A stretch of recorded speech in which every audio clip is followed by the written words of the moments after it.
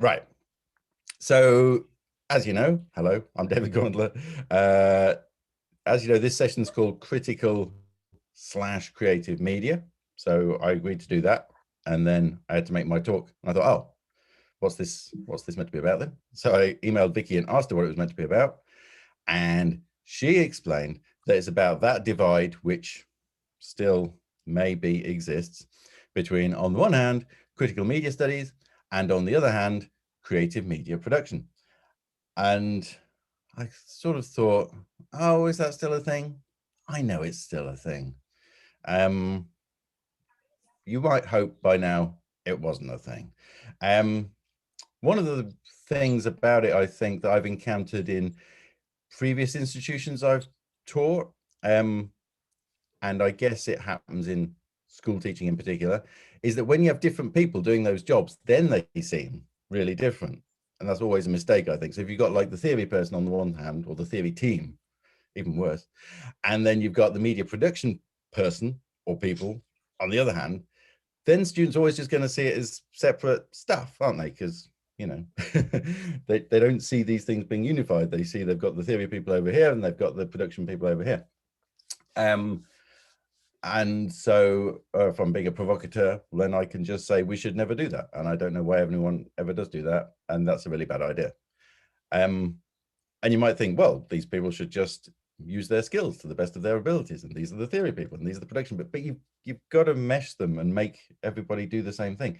And also, provocateur wise, I think if we're doing our jobs properly, well, then you are doing both anyway. That's just what you do. Because look, I thought, well, you need to put these things together like that. And actually, it's more like that. They just feed into each other. The feeding into is this one. So it's like, in order to think the best critical thoughts, I think you need to be a person participating in the space, which means you do need to be a creator. And vice versa, to be a good creator, it's good if you've got the interesting critical thoughts. So it feeds around and around and around. And really, we should just be talking about this, critical and creative media studies. So media studies is this. It's not a bunch of theory people who sort of criticize it and a bunch of production people who sort of prepare you to be able to make this stuff. And I think that's just obviously not right. And it's a shame that we think that, if we do think that. I thought, hasn't this been going on a long time? And I'm sorry to refer to myself, but because of the date, I thought it's worth doing. 22 years ago, once I realized it was 22 years ago, 22 years ago, in a book called Web Studies, with a very late 90s cover there, and with weird pictures, but the pictures were meant to be not pictures of people sitting at a screen clicking a mouse. That was the idea. So that was quite forward thinking. So this is just a bit from that book, near the end of the introduction, I guess. And it's oh no, it's actually, this bit's near the start of the introduction. It started talking about how media studies have become a bit stodgy and boring, and then says media studies then needed something interesting to do and fast. Happily, new media is vibrant, exploding, and developing, and nobody is certain what the best way to do things is. So I was writing this in 1999. That's why it's 22 years ago.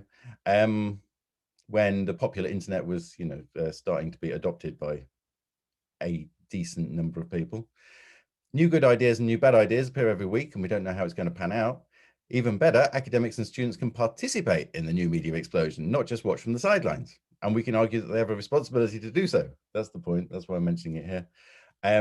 So it's an exciting time again. That idea that people, that's what got me really excited at that point, and has kept me excited ever since. The fact that we can now be producers and makers of the stuff we're talking about, that makes it really good. It was rubbish before. in the 90s and before that, some of you can remember those times. Well, then media was just stuff made by professionals elsewhere, and it was just our job to be critical people and to talk about it that way, and that was fine. But it's much better when you're in a space where you can be a creator as well. So thank God for the internet, I thought. 22 years ago that was. And I had a bit that was called How to Succeed in Web Studies. And the first point on that was make your own. Unless you want to be a very detached critic who argues that all new media developments are really bad and that we're all doomed, in which case you won't really need to understand the web very well anyway, then you'll need to experience the agony and ecstasy of building and promoting, as I put then, your own website. or we could update it slightly to be how to succeed in media studies. I've only changed a couple of words. Unless you just want to be a very detached critic, in which case you won't need to understand digital culture very well anyway, then you do need to be making this stuff. And that's that's my main argument here. So that definitely needs to be that.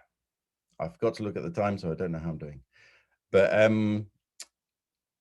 this is from a thing I put in a book in 2015. I've gathered together a few thoughts. They're my thoughts, but that's my job. So I apologize that most of them are my thoughts. There's this thing I put in a book called Making Media Studies, which is in 2015, which was again about this, about unifying the critical and the creative. And there's a particular bit in the book which I thought was good. So I put a box around it. So it's the only bit in the whole book with a box around it, and it's this bit. You don't need to read the rest of the book. We should look at media not as channels for communicating messages and not as things. So it's not just that you like, obviously, you know this. It's not just that ideas are put into media texts or artworks and then they are transported into the mind of the receiver. That's not how it works. We should look at media as triggers for experiences and for making things happen, which I thought seemed a much more jolly way of thinking about it. Kind of stems from Brian Eno. They can be places of conversation, two minds meeting, or more than two. Exchange, that sort of idea that I create something and it's a sort of gift for you, and you make something, it's a sort of gift for me, and we can inspire each other. And transformation, because that's what we're always aiming for, change and things getting better. Media in the world means a fantastically messy set of networks filled with millions of sparks, all of that. Some igniting new meanings, ideas, and passions, and some just fading away, because we're all just putting stuff out there, communicating, throwing things out. Sometimes those things connect, sometimes those things don't connect. There's not that much you can do about it. It's highly unpredictable. But the only model we can have for all of this is just a very fiery network of loads of things all going off at once. In massive contrast to, as you know, the older models of media, where it was not like that and it was much more straightforward and you can have very simple diagrams of it. Now is the only way I can describe it.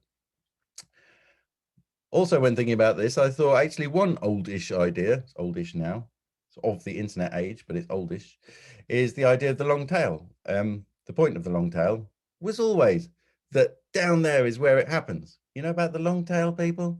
Stuff on the left is the most popular stuff. That's popularity going up on the left axis. And then going along the bottom axis is just all of the stuff.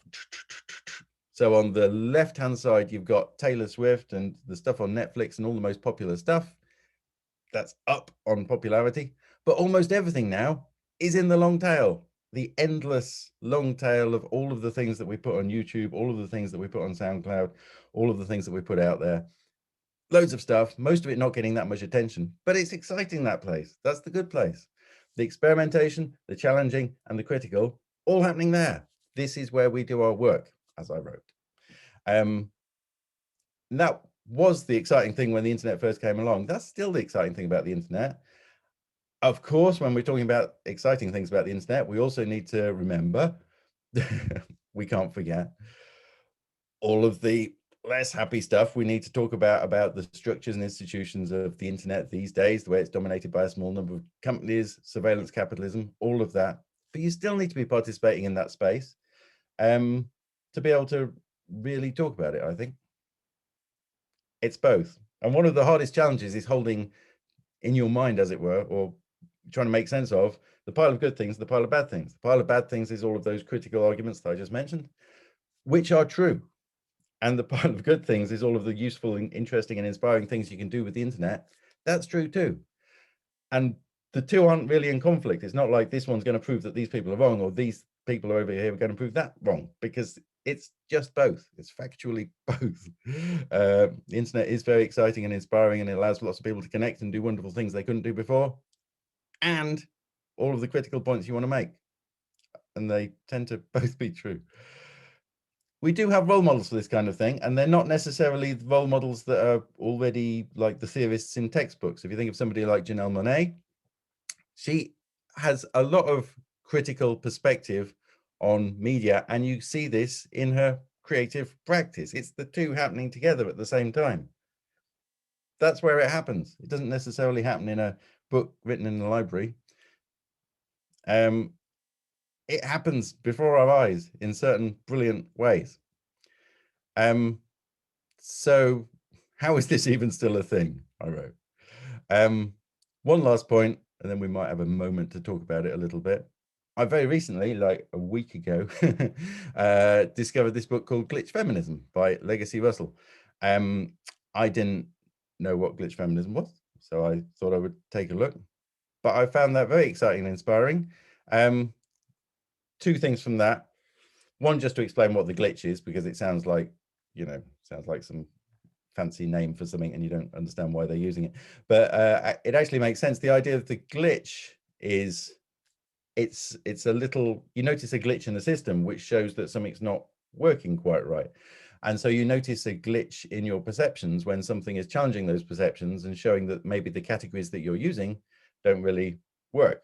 So Legacy Russell is a Black queer woman from New York, and is talking about how when you're a glitch in people's system of like the binary gender system or in other ways of looking that where you don't fit with that, and it causes people to realize that something more interesting is going on.